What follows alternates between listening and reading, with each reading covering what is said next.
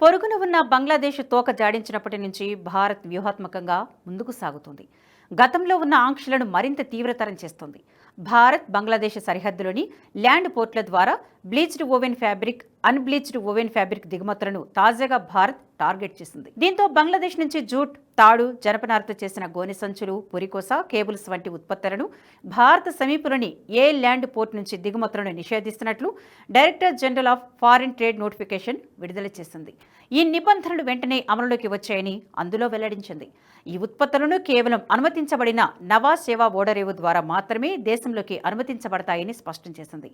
బంగ్లాదేశ్ ఆంక్షలు భారత ఎగుమతుల ఖర్చులను పెంచడంతో పాటు ఈశాన్య రాష్ట్రాల్లో పారిశ్రామిక వృద్ధికి ఆటంకం కలిగిస్తుండటంతో భారత్ వ్యూహాత్మకంగా ఈ నిర్ణయం తీసుకుందని తెలుస్తోంది. ప్రస్తుతం యూనస్ తాత్కాలిక ప్రభుత్వం అధికారం చేపట్టిన నాటి నుంచి బంగ్లాదేశ్ వైఖరిలో మార్పులు రావడాన్ని భారత ప్రభుత్వ వర్గాలు నిశితంగా పరిశీలిస్తున్నాయి. దీనికి అనుగుణంగానే కొన్ని నెలల క్రింద భారత్ తన ఉచిత ట్రాన్స్ షిప్మెంట్ అగ్రిమెంట్ రద్దు చేసింది.